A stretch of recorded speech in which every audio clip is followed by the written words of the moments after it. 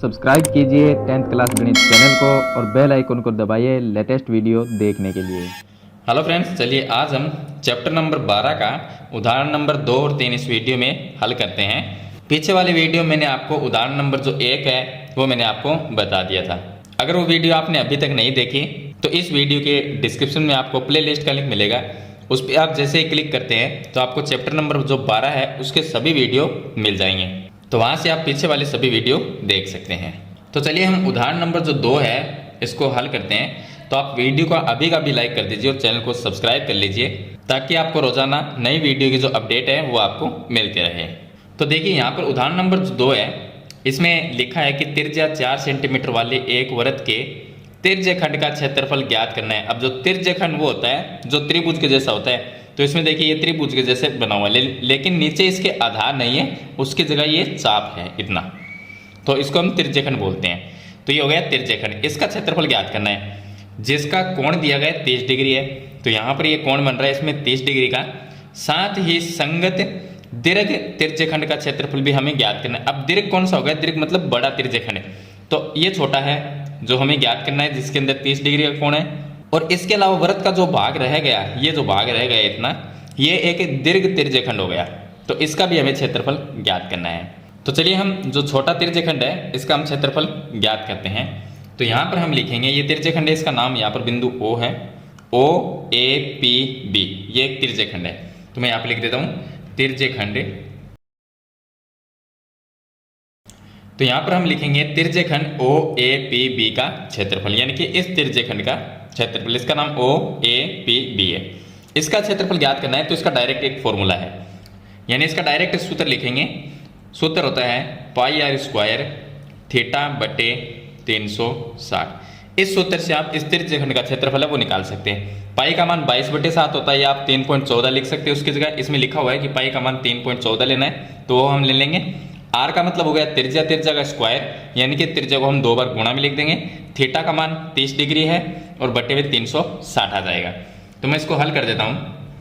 तो देखिए यहाँ पर हल करेंगे तो पाई का मान हम 3.14 लेंगे, गुणा में जो त्रिज्या है वृत्त की त्रिज्या दी गई 4 सेंटीमीटर, पर्सन में दी गई, तो मैं लिख देता हूँ 4 × 4, ये इसकी त्रिज्या आ जाएगी, और गुणा में थीटा का जो मान है कोण है वो 30 डिग्री हो जाएगा, और इसके बट्टे में लिखना है 360। अब जिसमें भाग जाएगा उसमें भाग दे देंगे, तो यहाँ पर भाग ये 0 से 0 कट जाएगा। 3 का भाग इसके अंदर 36 में देंगे तो 12 बार चला गया, 4 का भाग 12 में जाएगा 3 बार। अब ऊपर हमारे पास में रह जाता है यहाँ पर 3.14 गुणा में 4 रह जाएगा, 3.14 गुणा में 4, और इसके बट्टे में रह जाएगा 3। अब हम 3.14 को 4 से गुणा करते हैं तो यह आ जाएगा 12.56। आप कैलकुलेशन करके जरूर देख लेना, और भाग देंगे इसके अंदर 3 का। अगर मैं इसमें 3 का भाग देता हूँ तो इसका जो उत्तर आएगा वो आ जाएगा 4.18 सेंटीमीटर स्क्वायर। ये सेंटीमीटर में दिया गया है त्रिज्या, तो यहाँ पर सेंटीमीटर स्क्वायर क्षेत्रफल में लग जाएगा, क्योंकि जो क्षेत्रफल है वो स्क्वायर में आता है। तो मीटर हो तो मीटर स्क्वायर लगाएंगे, सेंटीमीटर है तो सेंटीमीटर स्क्वायर लगाएंगे। तो ये तो हमने इस त्रिज्यखंड का जो क्षेत्रफल है वो ज्ञात कर लिया। अब जो बड़ा भाग रह गया वृत्त का उसका भी हमें क्षेत्रफल ज्ञात करना है, लेकिन यहाँ पर इस बड़े भाग का कोई डायरेक्ट तो सूत्र है नहीं जिससे हम इसका सीधा क्षेत्रफल ज्ञात कर सकें। तो हम क्या करेंगे, जो पूरा वृत्त है इस वृत्त का क्षेत्रफल निकालेंगे, उसमें से ये जो त्रिज्यखंड का हमने क्षेत्रफल निकाला है इसको हम माइनस कर देंगे वृत्त में। तो वृत्त में से इसका क्षेत्रफल हम माइनस करेंगे तो पीछे क्या रहेगा, इस दीर्घ वृत्त जो दीर्घ त्रिज्यखंड है इसका क्षेत्रफल रह जाएगा। तो इस तरह से इसको हम हल करेंगे। तो हल करने का जो तरीका है वो आपको पता होना चाहिए कि हमें प्रोसेस है वो किस तरह से इसकी करनी है, यानी कि इसको किस तरह से हल करना है। तो यहाँ पर देखिए पूरा वृत्त, अब वृत्त का क्षेत्रफल क्या होता है पाई आर स्क्वायर, दीर्घ त्रिज्यखंड का क्षेत्रफल। तो यहाँ पर लिखेंगे दीर्घ त्रिज्यखंड का क्षेत्रफल, ये लिख देंगे। अब इसका क्षेत्रफल हमें ज्ञात करना है, तो उसके लिए पूरे वृत्त का क्षेत्रफल हम ज्ञात करेंगे। पूरे वृत्त का क्षेत्रफल का सूत्र होता है पाई आर स्क्वायर, ये वृत्त का क्षेत्रफल का सूत्र है। उसके बाद हम माइनस कर देंगे त्रिज्यखंड का क्षेत्रफल, तो माइनस करेंगे। अब त्रिज्यखंड का क्षेत्रफल कितना है 4.18 है, तो 4.18 ये इसमें से हम माइनस कर देंगे। यहाँ पर आप लिख सकते हो कि वृत्त का क्षेत्रफल माइनस त्रिज्यखंड का क्षेत्रफल, इस तरह से भी लिख सकते हो। अब यहाँ पर हम पाई आर स्क्वायर का मान निकालते हैं। पाई का मान लिख देंगे 3.14 लिख लेते हैं, 3.14।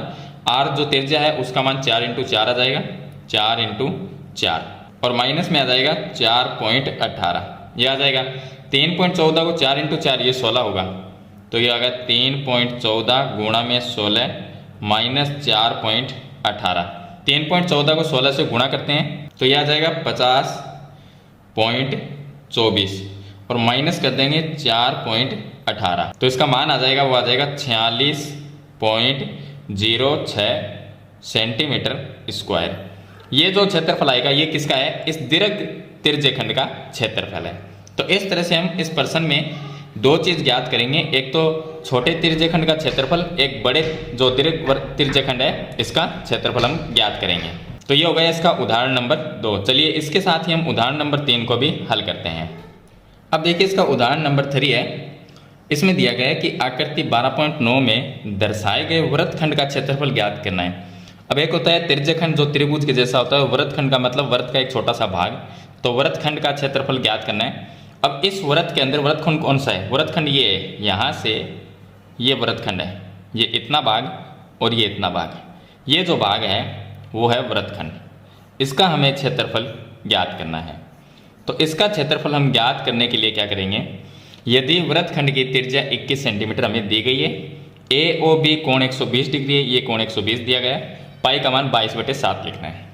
तो इस भाग का हमें क्षेत्रफल अगर ज्ञात करना है तो इसके लिए हम क्या करेंगे, पहले एक त्रिज्यखंड का हम क्षेत्रफल ज्ञात करेंगे। यहाँ से ए ओ बी वाई, ये जो पूरा यानी कि इस भाग को मैं यहाँ पर बना देता हूँ, तो इस तरह से जो ये बना हुआ है, इस तरह से इस पूरे भाग का हम क्षेत्रफल ज्ञात करेंगे। ये एक त्रिज्यखंड है तो इसका हम क्षेत्रफल ज्ञात करेंगे। इसके अंदर हमें कोण 120 डिग्री दिया गया है और 21 सेंटीमीटर की त्रिज्या भी दी गई है, तो ये पूरा भाग हम ज्ञात करेंगे। उसके बाद में ये जो वृत्तखंड का हमें क्षेत्रफल ज्ञात करना है, तो इस वृत्तखंड का क्षेत्रफल ज्ञात करने के लिए जो हमने त्रिज्यखंड का क्षेत्रफल यानी इस पूरे का क्षेत्रफल निकाला था, उसमें से ये ऊपर वाला जो त्रिभुज है इतना, इस त्रिभुज का क्षेत्रफल हम माइनस करेंगे। तो इसके लिए हमें त्रिभुज का क्षेत्रफल भी निकालना होगा। तो वो त्रिभुज का इस पूरे में से इस त्रिभुज का क्षेत्रफल अगर माइनस कर देते हैं तो पीछे क्या रहेगा, ये वृत्तखंड रह जाएगा, तो इसका क्षेत्रफल अपने आप ही आ जाएगा। तो चलिए हम पहले इस त्रिज्यखंड का क्षेत्रफल ज्ञात करते हैं। तो त्रिज्यखंड का क्षेत्रफल ज्ञात करने के लिए सूत्र होता है पाई आर स्क्वायर थीटा बटे 360, जो मैंने उदाहरण नंबर 2 में आपको बता दिया है। तो चलिए हम ए ओ बी वाई इस त्रिज्यखंड का क्षेत्रफल ज्ञात करते हैं। तो मैं यहाँ पर लिख देता हूँ त्रिज्यखंड ए ओ बी वाई का क्षेत्रफल, इसका क्षेत्रफल ज्ञात करते हैं। तो जो सूत्र होता है वो होता है पाई आर स्क्वायर थीटा बटे में 360। पाई का मान लिखना है 22/7 लिख देता हूँ मैं, गुणा में जो त्रिज्या दे रखी है वो हमें 21 सेंटीमीटर दे रखी है, तो 21 × में 21 आ जाएगा, और गुणा में थीटा का जो मान है वो 120 डिग्री है, वो यहाँ पर लिख देते हैं, और इसके बट्टे में आ जाएगा, सॉरी यहाँ पर आ जाएगा बट्टे में 360। अब मैं भाग देता हूँ तो 0 से 0 कट गया, 12 का भाग 36 में चला जाएगा 3 बार, 3 का भाग 21 में चला जाएगा 7 बार, 7 से ये 7 कट जाएगा, तो 22 × 21 ये रह जाएगा। मैं यहाँ पर लिख देता हूँ, ये रह जाएगा 22 × में 21। इनको गुणा करेंगे तो ये आ जाएगा 462 सेंटीमीटर स्क्वायर, ये आ जाएगा इस पूरे त्रिज्यखंड का क्षेत्रफल, यानी जो त्रिभुज के जैसा भाग है ये इसका क्षेत्रफल आ जाएगा। अब हमें ज्ञात करना है ये जो त्रिभुज बना हुआ है इसका क्षेत्रफल ज्ञात करना है, क्योंकि पूरा जो त्रिज्यखंड है इसमें से इस त्रिभुज का क्षेत्रफल अगर हम माइनस कर देंगे तो पीछे हमारे पास में ये जो वृत्तखंड है इसका क्षेत्रफल आ जाएगा। अब इस त्रिभुज का क्षेत्रफल ज्ञात करने के लिए हमारे पास में जो त्रिभुज का फॉर्मूला है क्षेत्रफल ज्ञात करने का, वो एक फॉर्मूला तो है 1/2 गुणा आधार गुणा ऊंचाई। तो यहाँ पर हमारे पास में आधार नहीं है इस त्रिभुज में और ऊंचाई नहीं है। और दूसरा फॉर्मूला है हीरोन का फॉर्मूला। तो हीरोन का फॉर्मूला हम उस त्रिभुज में लगा सकते हैं जिसमें त्रिभुज की तीनों भुजाएं हमें दी गई है। देखिए इसमें 2 भुजाएं हैं, एक तो ये 21 सेंटीमीटर, एक ये 21 सेंटीमीटर, तो ये 2 भुजाओं का मान तो है, लेकिन ये तीसरी जो ए बी है इसका मान नहीं है, तो इसलिए हम हीरोन के फॉर्मूले से इसका क्षेत्रफल तो ज्ञात कर नहीं सकते। तो हम क्या करेंगे, इसका क्षेत्रफल ज्ञात करने के लिए यहाँ से हम एक लंब डाल देते हैं, यहाँ से हम एक लंब डालेंगे। अब जो लंब होती है वो ऊंचाई होती है, तो ये हो गया एक लंब। तो हम क्या करेंगे, इसको कोई भी नाम देते हैं, एम नाम दे दिया मैंने, एम। तो ओ एम है वो ए बी के ऊपर हमने लंब डाल दिया, और केंद्र से, और ये ए बी क्या है, इस वृत्त की जीवा है, क्योंकि ये वृत्त इस तरह से बना हुआ है, और इसमें कहीं पर भी हम इस तरह से, ये ऊपर ही बना देता हूँ मैं, ये क्या हुई, ये केंद्र है तो ये वृत्त की जीवा हुई। केंद्र से अगर हम लंब डालते हैं तो वो जीवा को बराबर भागों में बांटता है, तो ये भाग इसके बराबर भी होगा, ये दोनों भाग क्या होंगे, बराबर भी होंगे। तो इसलिए हम लिखेंगे कि ओ एम लंब है ए बी के ऊपर। तो चलिए अब इसका हम दूसरा पार्ट शुरू करते हैं। मैं यहाँ पे लिख देता हूँ ओ एम लंबवत है ए बी के ऊपर। तो ये लंब हो गया। अब जो यहाँ पर कोण 120 डिग्री का था, तो लंब डालने के बाद में ये भी 60 डिग्री हो गया और ये भी 60 डिग्री, दोनों तरफ के जो कोण है वो 60 डिग्री। मैं इस चित्र को अलग बना देता हूँ, इस चित्र को मैं यहाँ पर बनाता हूँ। तो ये त्रिभुज कुछ इस तरह से है, इस तरह से ये त्रिभुज है। यहाँ पर हमने केंद्र से ये जीवा पर लंब डाल दिया, यहाँ पर ये 90 डिग्री के कोण बन गए और 120 डिग्री था पूरा, तो ये भी 60 बन गया इधर वाला, और इस साइड में भी 60 डिग्री का कोण हो गया। इसका नाम है ए एम बी ओ, ये इसका नाम है। जो त्रिज्या है वो 21 है, यानी ये भुजा 21 है और ये भी 21 सेंटीमीटर है। अब इस त्रिभुज का क्षेत्रफल ज्ञात करने के लिए आधार और ऊंचाई होनी चाहिए। तो ये ऊंचाई है और ये आधार होगा, लेकिन इसका आधार और ऊंचाई का जो मान है वो हमारे पास में नहीं है, तो वो पहले हम ज्ञात करेंगे, उसके बाद इसका क्षेत्रफल है वो ज्ञात कर सकते हैं। तो सबसे पहले हम ये त्रिभुज लेते हैं। इस त्रिभुज के अंदर ये 90 डिग्री का कोण है, ये 90 है तो इसके सामने वाली भुजा कर्ण होगी। तो मैं लिख देता हूँ ए एम ओ, त्रिभुज ए एम ओ में इस त्रिभुज के अंदर ये 90 के सामने वाली कर्ण भुजा, और ये जब कर्ण है और ये जो कोण है वो 60 डिग्री है इसके अंदर, तो इसके सामने वाली ये लंब हो गई, तो आधार ये हो गया ओ एम, ये क्या हो गया, आधार हो गया। तो ये कर्ण और ये आधार, तो आधार और कर्ण किस में आता है, हम ये लेंगे, ये आधार और ये कर्ण एक बार ये लेते हैं। तो आधार कर्ण किस में आएगा, आधार कर्ण आएगा कोस थीटा के अंदर, क्योंकि मैंने आपको एक फॉर्मूला है वो बता चुका हूँ मैं काफ़ी बार। एक फॉर्मूला है वो आप इस तरह से याद रखिए, एल ए एल बटे के ए। इसमें देखिए आधार बट्टे कर्ण ये होता है साइन, ये कोस, ये टेन। तो आधार बट्टे कर्ण का मतलब हो गया कोस, तो कोस थीटा बराबर होता है आधार बट्टे कर्ण होता है, इस त्रिभुज में लेंगे। तो मैं यहाँ पर लिख देता हूँ कोस थीटा, थीटा का मान ये 60 डिग्री आ जाएगा, 60 बराबर आधार कितना है, तो ये आधार होगा, क्योंकि इस 60 डिग्री का जो कोण है इसके सामने वाली भुजा लंब है, तो ये आधार रह गया, ये कर्ण है, आधार है ओ एम, तो ये हो गया ओ एम बटे कर्ण जो भुजा है वो 21 है। अब कोस 60 का मान होता है 1/2, तो मैं यहाँ पर लिख देता हूँ इसकी जगह 1/2 बराबर ओ एम बटे 21। यहाँ से ओ एम का मान निकाल लेते हैं, तो मैं सीधा लिख देता हूँ ओ एम बराबर, देखिए 21 भाग में है, यहाँ पर जा सकता है इसके साथ में गुणा होके, तो 21/2 किसका मान आएगा, ओ एम का, तो 21/2 सेंटीमीटर ये आ जाएगा ओ एम का मान। अब हम दूसरा निकालेंगे, दूसरा त्रिभुज हम लेंगे इधर वाला। अगर आप ये ना भी लो तो यहाँ से आप निकाल लो इसी त्रिभुज से, ये तो हमने निकाल ली, ये ओ एम भुजा। अब हम निकालेंगे ए एम, तो ए एम का मतलब क्या हुआ, ये 60 डिग्री का कोण है, इसके सामने वाली भुजा ये लंब है और ये कर्ण, तो लंब बट्टे कर्ण, इसमें देखेंगे लंब बट्टे कर्ण आता है साइन थीटा में। तो ये त्रिभुज वापस लेंगे एक बार ए एम ओ, तो इसमें हम लिखेंगे कि लंब बट्टे कर्ण होता है साइन थीटा, यानी कि साइन थीटा बराबर होता है लंब बट्टे कर्ण। अब थीटा का मान 60 ही रखना है, तो ये हो जाएगा साइन 60 डिग्री बराबर लंब भुजा कितनी है, ए एम है, तो मैं लिख देता हूँ ए एम बट्टे कर्ण भुजा जो है वो 21 है, तो ये आ जाएगा 21। साइन 60 का मान होता है √3/2 बराबर में ये आ गया ए एम बटे 21। अब ए एम का मान क्या होगा, ये 21 है, यहाँ पर गुणा हो जाएगा, तो यानी कि 21 √3/2 हो जाएगा। तो मैं लिख देता हूँ ए एम का मान, ए एम बराबर हो जाएगा 21 √3/2 सेंटीमीटर, ये आ गया ए एम का मान। अब ये मान तो हमने निकाल लिया। चलिए अब आगे हम इसको हल करते हैं। तो उसके लिए हमें क्या करना होगा, मैंने आपको क्या बताया कि पूरा जो त्रिज्यखंड है, ये जो त्रिज्यखंड का हमने क्षेत्रफल निकाला था यहाँ पर 462 सेंटीमीटर, तो इस त्रिज्यखंड के क्षेत्रफल में से हम माइनस करेंगे इस त्रिभुज का क्षेत्रफल। तो अभी तक हमने इस त्रिभुज का क्षेत्रफल नहीं निकाला है, हमने क्या निकाला है, ये निकाल ली ऊंचाई, ये जो हमने लंब डाला था ये ऊंचाई है, और ए बी जो आधार है वो निकाल। अब ए बी कितना होगा वो भी बता देता हूँ आपको। ए बी जो है वो कितना है, तो यहाँ पर देखिए ये भाग और ये भाग दोनों बराबर होंगे, क्योंकि हमने लंब डाला था, केंद्र से वृत्त की जीवा पर डाला गया लंब जीवा को आधी आधी बराबर बराबर भागों में बांटता है, यानी ये दोनों भाग बराबर है। तो एक भाग का हमें पता है तो उसको हम 2 से गुणा करके दूसरा भाग भी ज्ञात कर सकते हैं। तो इसका मतलब ये कितना आया, 21 गुणा √3/2 आया। तो ए बी क्या है, ए बी है A M plus M B, ये है, तो ए एम प्लस में एम बी ये आ जाएगा। अब ए बी का मान निकालने के लिए हम क्या करते हैं, दोनों भाग ये बराबरी हैं तो इसको हम 2 से गुणा कर लेते हैं, जो ए एम का मान हो उसको। तो मैं 2 गुणा में लिख सकता हूँ 21√3/2।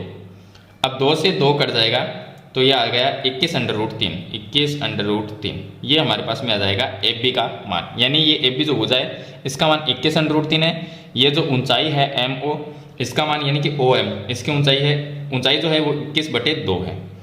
अब इस त्रिभुज का क्षेत्रफल निकालते हैं। तो ए ओ बी, त्रिभुज ए ओ बी का क्षेत्रफल, या तो ऐसे निकालो, अलग निकाल सकते हो, या आप डायरेक्ट लिख सकते हो त्रिज्यखंड का क्षेत्रफल माइनस त्रिभुज का क्षेत्रफल, ये लिख सकते हो।